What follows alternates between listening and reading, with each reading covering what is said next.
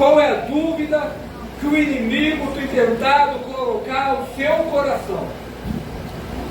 Eu não sei se quando olham para você e falam, você crente, você pastor, você cantor, você é homem de Deus, você vai ser empresário, você vai ter um negócio próprio, você que vai passar no concurso, entrar naquela faculdade. Aquela igreja ali que é pequenininha, que Deus vai usar para fazer um avivamento e queimar. Aleluia! Muitas vezes Deus começa a falar com nós, a glória de Deus. Essa mensagem não é minha, mas é de Deus. Então, o que o Senhor falar aqui? Ele falou primeiramente comigo e eu creio que Ele vai falar na sua vida. Amém? Amém! Glória a Deus! Nós lemos uma passagem aqui que fala sobre os primeiros momentos do ministério de Jesus. Jesus começa a chamar os seus discípulos, a formar os seus discípulos.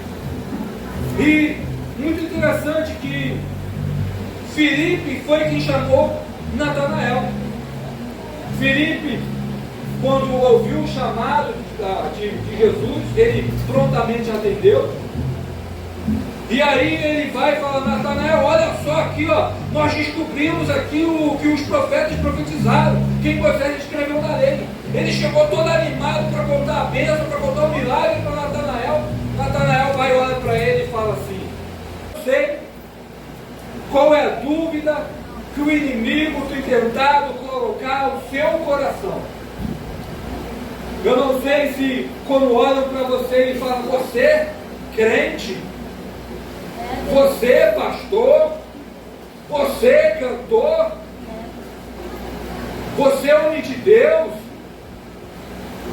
você vai ser empresário, você vai ter um negócio próprio, você que vai passar no concurso, entrar naquela faculdade.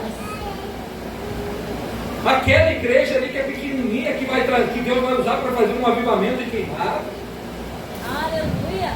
Muitas vezes Deus começa a falar conosco, nos chamar.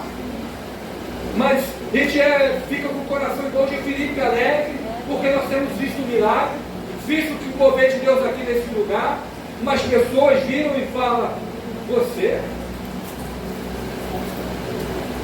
E perguntam, pode vir alguma coisa boa de Nazaré? Pode vir alguma coisa daquela família? Pode vir alguma coisa boa de Queimados, de Comendador Soares, Morragudo? Para quem não sabe, sou da terra de Morragudo, de Comendador Soares. Pode vir alguma coisa boa de lá? Pode vir alguma coisa de Seropédica, rapaz, aquela de interiorzão? Pode vir alguma coisa boa daquele irmão ali, aquele?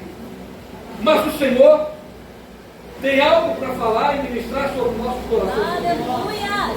Quando Natanael responde, fala essas palavras, ele está demonstrando a mentalidade que o povo de Israel tinha acerca do Messias, acerca da sua cultura, do agir de Deus. Quando Natanael faz essa pergunta, ele estava dizendo assim, ó, Deus ele age dessa forma? Estava querendo colocar Deus numa caixinha, uma forma de agir. Estava querendo dizer, ó, Deus não faz essas coisas não, rapaz, você está falando besteira. Estava mostrando a mentalidade do povo acerca do Messias, do agir de Deus, do que Deus fazia. Só que o Senhor fala para a gente nessa noite, não deixe que a dúvida dos outros impeça você de viver o teu milagre. Não deixe que a dúvida do irmão, de fulano, beltrano, de ciclano, seja de quem for, impeça de você ver o agir de Deus na sua vida. Imagina comigo, para pensar, se naquele momento Natanael fala, rapaz, ele é de Nazaré. Imagina se naquele momento Natanael está ouvindo as dúvidas. Mas ele virou e falou pelo contrário. Vem ver. Ele estava tão certo daquilo que Deus tinha feito na vida dele. Aquilo foi tão impactante quando ele teve com Jesus, que ele falou, rapaz, vem ver, tira a prova você mesmo. Glória a Deus, aleluia. Vem ver e veja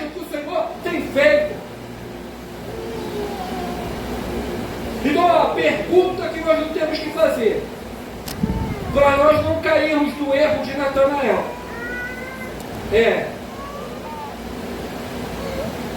existe uma pergunta que nós podemos fazer, existe algo então que nós podemos fazer para nós não cairmos no erro, para nós podermos conseguir mudar a história. Será que a nossa condição, será que a nossa história, será que o nosso contexto vai moldar a gente? Será que é porque nós viemos de Nazaré ou de Betsaida que vai mudar, vai engessar a nossa história? Natanael pensava assim por quê? Porque Nazaré era uma cidade pequena, era a menor das cidades. Nazaré era a cidade que, segundo alguns historiadores, tinha de 300 a 600 habitantes. Nazaré, eu imagino, um dos mais simples moradores eram dali. As pessoas mais humildes eram daquela região. Não sei se eram devotos espirituais, não sei se eram ali grandes guerreiros, provavelmente não. Um povo simples, um povo humilde. Há quem diga que em Nazaré tinha ali um assentamento romano, uma guarda romana que ficava colocada ali. Então imagina, aquele povo deveria então ser o mais escravizado. Eu não sei qual era o contexto de Nazaré. Eu não sei qual é o seu contexto. Eu não sei se você é o menor da sua casa, se você talvez é aquela pessoa que não tem dinheiro, que vive apertado, ou talvez aquela pessoa que sonha em fazer a faculdade, mas não vê condição. Eu não sei qual é o contexto, se é que a sua família é aquela família que as pessoas olham e falam, daí vai vir um cristão, pastor. Eu não sei qual é o contexto, mas existe uma pergunta que nós temos que fazer hoje. Como nós não deixamos o contexto, as condições, o ambiente influenciar a nossa vida? Não é porque Jesus veio de Nazaré que aquilo ia definir que ele não poderia ser usado por Deus e como foi usado. Glória a Deus, aleluia. Obrigada, Jesus. Pode alguém tomar uma decisão hoje na sua vida, que através da sua vida queimado ser avivado? Será que há algo que nós possamos fazer, pastor Anderson, que nós podemos chamar a atenção de tal maneira de Deus, que essa igreja, que esse bairro, que Queimados, que o Rio de Janeiro, que o Brasil e o mundo seja avivado, seja transformado, impactado? Aleluia. Será que existe alguma pergunta que nós possamos fazer, algo, para que esse contexto não nos molde? Em Eclesiastes, capítulo número 11, verso de número 5, vai dizer que assim como nós não conhecemos o caminho de Deus, assim como nós não conhecemos como ossos são formados dentro da mulher grávida, nós não conhecemos o agente de Deus. Em Hebreus capítulo 1, versículo de número 1, Hebreus capítulo 11, versículo de número 1 vai dizer que a fé é o firme fundamento das coisas que não se vê e as certezas das coisas. Aí, ó, vamos lá para não falar errado. Ora, a fé é o firme fundamento das coisas que se esperam, ó, e a prova das coisas que não se veem. Obrigado, homem da mídia ali, ó. Deus continua te usando, profeta. Aleluia. Então é isso. Então existe algo que pode mudar o rumo da nossa história. É Deus, aleluia. E o texto responde. Se nós queremos saber, vamos para o texto, vamos para a Bíblia. O verso de número 35, o verso de número 11, 35 ao 38, de João capítulo 1, verso anterior, um pouquinho antes que nós temos. A Bíblia vai dizer que João estava com seus discípulos. E ele vendo Jesus, ele disse: eis o Cordeiro de Deus. E dois de seus discípulos, André e João, vendo isso, falaram: opa, eu vou seguir ele. E começaram a seguir Jesus. E começaram a seguir Jesus. E começaram a seguir Jesus. Começaram a seguir Jesus. Que Jesus começou a olhar e falar: rapaz, o que vocês querem? E eles falaram: mestre, aonde tu moras? Mestre, aonde tu moras? Vira para essa pessoa que está do seu lado e fala assim: aonde ele mora? Pergunta para ele aonde ele mora. Aonde ele mora? E quando Natanael perguntava: pode vir alguma coisa de Nazaré? Eles, André e João, não se perguntaram se era de Nazaré, se era de Jerusalém, se era de Betsaida, de Cafarnaum. Não perguntaram de onde era. Eles só falaram: mestre, aonde o Senhor mora? E Jesus vira para eles e responde: vem e veja. E a Bíblia diz que eles ficaram ali com Jesus naquele dia. E eles ficaram com Jesus naquele dia. Sabe o que é isso? Enquanto a pergunta de Natanael coloca dúvida, a pergunta de André e de João está falando assim: mestre, eu quero saber onde tu mora. Mestre, eu quero saber como você fala, como você acorda, como você dorme, como você é. Eu quero te conhecer. Enquanto um botava dúvida: será que vai acontecer? Será que o Messias vai vir? Será? André e João falam: nós queremos é ser teu amigo, nós queremos estar onde o Senhor está, nós queremos ir na sua casa, nós queremos ser íntimos de você. Ei! E aí no verso de número 40 e 41 ele vai dizer: e eles levaram Pedro a Jesus. Veja bem, depois que eles estiveram com Jesus, eles conversaram com Jesus, ficaram com Jesus ali. O que aconteceu? Foi tão forte que eles correram para André correu para encontrar com seu irmão Pedro. Encontramos o Messias. Aleluia. Pegaram Pedro, levaram até Jesus. E quando Jesus olha para Pedro, ele fala: olha, Simão, teu nome é Simão, né? Mas o seu nome será chamado de Pedro. O seu nome será chamado de Cefas, que quer dizer Pedro. Sabe o que o Senhor está falando?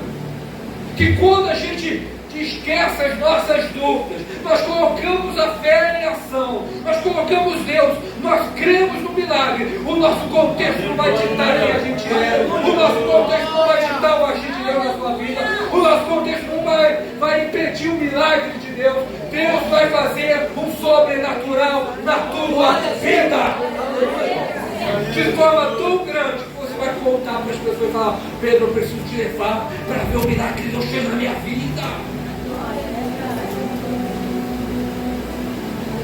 Vai ser tão grande o mover que Deus há de fazer para aqueles que crerem, que vão falar: rapaz, vamos lá na igreja, que Deus derramou uma bênção lá tão forte nas nossas vidas, tão forte nas nossas vidas, tão forte, que Ele multiplicou, fez, aconteceu. Não vai dar para segurar. Mas para isso, para a gente viver isso, pastor, para a gente viver isso, pastor, a gente tem que perguntar aonde Ele mora. Para que nós possamos viver o entusiasmo, a alegria, o milagre da bênção que André fez e teve, nós precisamos fazer a pergunta que eles fizeram: aonde tu estás, Jesus? Você já se perguntou isso? Qual é a pergunta que você tem feito? Será? Ou onde você está? Aonde está Jesus? Será que é Jesus? Aonde tu está, Jesus? Qual é a pergunta que tem de guiar?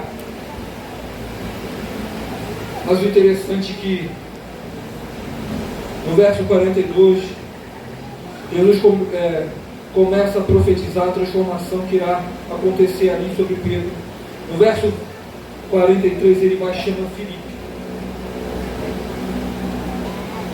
No verso 45, Filipe diz, vai chamar Natanael. Natanael pergunta, pode vir alguma coisa? Mas Filipe, a Bíblia diz que ele só seguiu. Ele só seguiu. Ele só foi. Ei, para de deixar a dúvida impedir o milagre de acontecer na tua vida. Para de ficar perguntando com dúvida. Perguntar não é o problema, mas o problema é a dúvida. Deus está chamando você mesmo, a tua casa, a tua família, para viver um milagre, para ser usado ou ousado. Talvez o seu contexto diga que não, talvez a sua história diga que não, talvez tudo diga que não, mas o Senhor está falando, é você que Ele quer te usar. Você fala, eu, Jesus,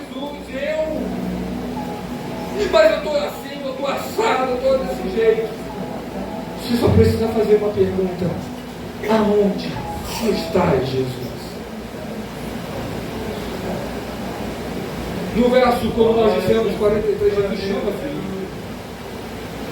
Mas o verso 44 tem uma informação muito importante.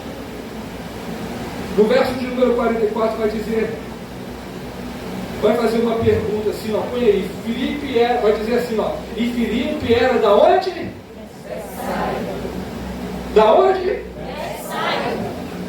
A cidade de André e de Pedro. Betsaida, apesar de ser maior do que Nazaré, também não era uma cidade grande. Betsaida, o nome dessa cidade, literalmente significa casa da pesca. Se nós olharmos para aqueles nomes ali, ó, André, Pedro e Filipe, eles eram pescadores, eram homens simples. A cidade que ele morava ali foi uma cidade incrédula. Jesus operou tantos milagres ali, tantos milagres e maravilhas, mas era incrédula. Em Mateus 11, 21 vai dizer assim: ai de ti, Corazim, ai de ti, Betsaida, se em ti não tivesse feito os mesmos milagres, as mesmas maravilhas, muitos teriam crido. Então olha só o contexto, olha só o ambiente e a condição que esses homens estavam. Eles estavam no ambiente. Qual era o ambiente? Uma cidade incrédula, que Jesus operou maravilhas e o povo não creu. Era essa o ambiente que eles estavam. Qual era a condição deles? Eles eram pescadores. Eles não eram da tribo de Levi, ou seja, eles não poderiam ser do ministério. Eles não poderiam servir, eles não poderiam ser reconhecidos como sacerdotes. Eles não poderiam ir. Então a condição deles, ou seja, aquilo que o mundo impôs sobre eles, que as pessoas impõem sobre a sua vida, que as pessoas impõem sobre a casa deles, é que eles não poderiam ser profetas, grandes homens de Deus, não. Eles não poderiam ser doutores da lei, eles não poderiam ser sacerdotes, eles não poderiam porque botaram uma condição que eles não podem. Meu Deus! E a capacidade deles era qual? Eles eram pescadores, tinham uma cidade pequena. Por mais que eles conhecessem a lei, porque pela tradição judaica, todo menino deveria conhecer a lei. Mas eles não eram doutores da lei. Por quê? Porque eles tinham que pescar. Porque eles tinham que trabalhar. E muitas vezes eles não conseguiam nem trabalhar, nem pescar todos os peixes. Que Jesus teve que intervir e falar, jogar rede do outro lado. Aleluia!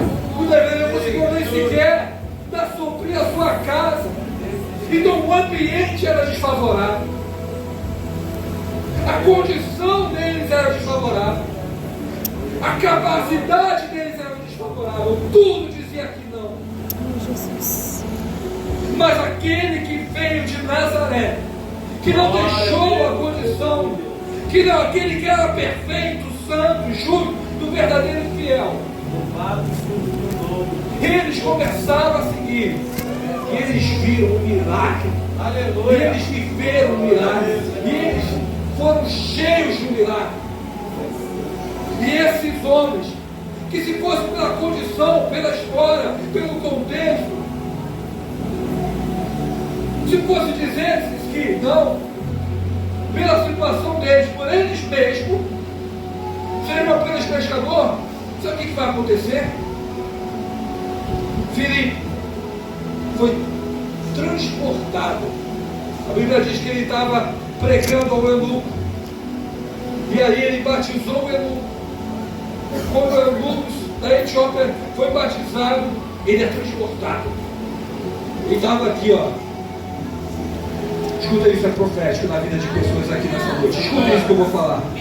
Ele estava aqui em Queimados. Ele estava aqui no Rio de Janeiro, no Brasil. Daqui a pouco, ele estava lá nos Estados Unidos. Aleluia. Claro que eu estou parafraseando, né, trazendo todo o contexto de hoje. Pessoas, Deus vai levar em terras distantes aqui nesse lugar em nome de Jesus. Glória a Deus. João, pescador, não era doutor da lei, mas escreveu o Evangelho de João, escreveu as cartas de João, escreveu o livro, segundo os historiadores, o livro de Apocalipse. Influenciou a cultura de hoje. É te falado aqui, ó, cerca de 2000 anos depois a gente ainda fala de João. Agora, me falam de um doutor da lei da época deles, um erudito deles. Você sabe o nome de alguém? Me fala o nome de um sacerdote ali da época ali. Tem até escrito na Bíblia, mas muitas vezes a gente vai nem sequer lembrar. Por quê? Por quê? Porque eles perguntaram, mestre, aonde tu moras? Eles escolheram seguir a Jesus. Eles escolheram seguir a Jesus. Eles escolheram seguir a Jesus. Quantos querem seguir Jesus nessa noite? Levanta a mão para o alto e fala, eu quero te seguir, Jesus. E Pedro, então? Pedro, pescador, aquele jeito brutão dele. Como Jesus falava que carecia que ele fosse entregue, ele falou, não, Jesus, não é assim não. Deus fez ele pastor da igreja. Deus fez ele líder da igreja, ele pregou e milhares de almas se converteram. Sabe o que o Senhor quer falar? Que Deus vai levantar daqui nesse lugar, escuta aí. Deus vai levantar daqui nesse lugar empresários. Deus vai levantar nesse lugar profeta, evangelista, missionários, pastores. Deus vai levantar daqui pessoas em várias áreas da esfera da sociedade. Para que o nome do Senhor seja glorificado. Deus vai pegar essa igreja e vai avivar esse povo, vai avivar e vai estender para lá, e vai estender para cá, e vai estender para lá. E aí você vai dizer, aquela igrejinha, aquele lugarzinho. Sabe por quê? Porque escolheram seguir a Cristo. Aleluia, Deus. Então o que é? Você falou aí de exemplos aí de homens de Deus muitos. Mas esses homens de Deus estavam na Bíblia aí, mas hoje em dia Deus faz isso mesmo. Deus faz isso mesmo. Faz isso. Deus faz. Se eu contar para vocês aqui, imagina o menino mais tímido da sala, o menino mais tímido da família. Imagina um rapaz de Morragu, dislexo, não sabe nem escrever direito. Foi escrever o nome do tio, Gilberto, escreveu com J-I-U, em vez de ser Berto, Beto. O pai olhou e falou, rapaz, tu não está indo para a escola não. Está fazendo o que na escola, está indo para comer merenda. Rapaz mais tímido, que não sabia nem falar. Pensa que ele tinha de timidez, não sabia escrever. Deus pegou ele, levou ele a outros países, levou ele a tantas nações que não cabe nem nas palmas da mão. Fez ele escritor, pastor, mas não sabia nem escrever direito. Eu vou fazer engenharia, meu amado, porque eu queria ver português na minha vida. Deus falou, vai e escreve. Não é comigo. Se Deus fez isso na minha vida, meu amado, Ele pode fazer na tua. Se Deus fez isso na minha vida, Ele pode fazer na tua casa. Glória. Língua presa, pai. Língua presa. Você não tem que falar inglês direito, vou falar a palavra. Imagina Deus botar para pregar. Deus quer fazer na tua vida, eu não sei qual é a sua história. Talvez olhe para você e fale, é Ele. Talvez olhe para você e fale, é Ele. Mas é você que Deus vai usar. Porque Ele usa quem Ele quer. Ele faz como Ele quer. Não é porque você é bom, porque você merece. Não, mas é porque o nome dele é para ser glorificado. Para que as pessoas vejam e falam, rapaz, não é que Deus faz, Deus faz. Por que de tudo isso? Verso de número 45. A gente falou sobre esse verso, a gente deu. Filipe conta com Natanael. 46, Natanael, duvida, pode ter alguma coisa boa. Só que Filipe conhecia. Ele conheceu Jesus, ele falou, vem e vê. E existe uma lição muito forte de evangelismo aqui, pastor. É verdade. Existe uma lição muito forte de evangelismo aqui. Sabe por quê? Quando nós conhecemos a Cristo, nós só podemos falar, Pai, Deus fez isso na minha vida. Você quer? Vem. Aí a gente quer fazer para pular e tal e tal. Só que o que a gente precisa é contar o nosso testemunho, aquilo que Deus fez na sua vida. Aquilo que Deus mudou o contexto da sua vida. Quer ganhar almas para Jesus? Quer ganhar pessoas para Jesus? Conheça Cristo, que Cristo vai mudar a tua vida. E aí quando Ele mudar a tua vida, você só vai dizer, rapaz, vem ver que Deus fez na minha vida. Vem ver o que Deus fez na minha vida. Irmãos, Deus vai levantar, Deus está falando todo momento aqui. Deus vai levantar avivamento aqui, Deus vai levantar pessoas aqui como grandes homens de Deus. Pastor, fala assim, pastor, fala assim com a sua mão. Deus está carimbando um documento aqui na tua vida hoje. Deus está carimbando um documento. Eu não sei que documento é esse, mas Deus está carimbando. Sabe para quê? Sabe para quê? Para você falar, olha, vem ver o que Deus fez na minha vida. Vem ver o que Deus fez na minha vida. Em nome de Jesus. Oh, começa a glorificar. Começa a perguntar, Jesus, aonde tu mora? Porque Deus vai transformar a sua história.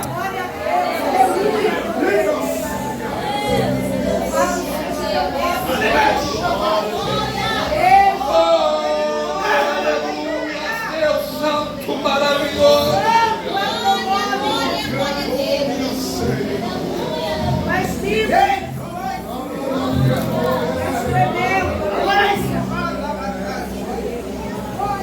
Eu sinto a presença de Deus aqui. É real aqui, é Deus.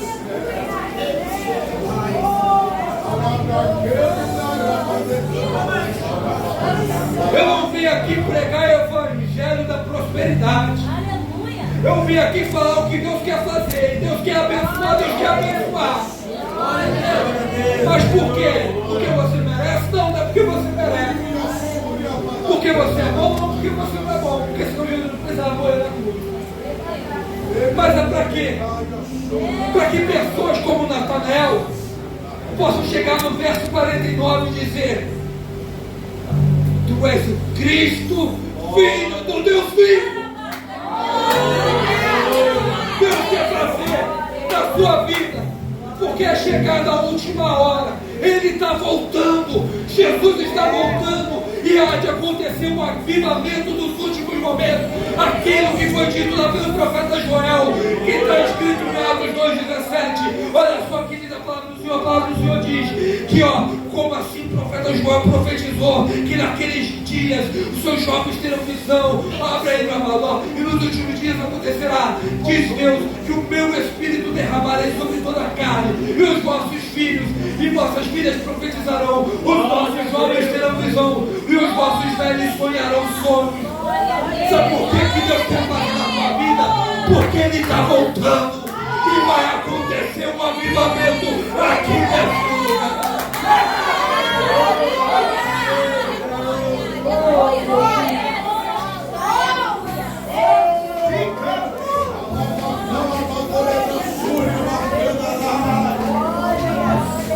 E esses homens que eram pescadores, Deus levantou e fizeram, fez dele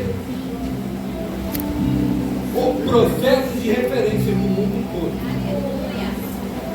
E Deus avivou Jerusalém e o mundo todo. Por quê? Porque eles escolheram seguir a Jesus. Porque eles escolheram ter intimidade com Jesus. Porque eles escolheram procurar saber onde era Jesus. E Deus levantou eles para esse avivamento. Meu irmão, Jesus está voltando. Ele quer te abençoar, porque Ele vai usar a tua vida como testemunho. E pessoas vão se render na sua escola, na sua faculdade, no seu trabalho, nos seus vizinhos, vão ver o que Deus fez. Eric, mas eu estou doente. Eric, mas eu estou desempregado. Eric, mas eu estou parado aqui, ó. Meu casamento está acabado. Eric, mas a minha vida espiritual está destruída. Eric, esqueça Eric e olha para Jesus. Não olhe para a condição, não olhe para a sua capacidade, não olhe para o seu ambiente, olhe para Jesus. Jesus está voltando. Quantos creem nessa mensagem?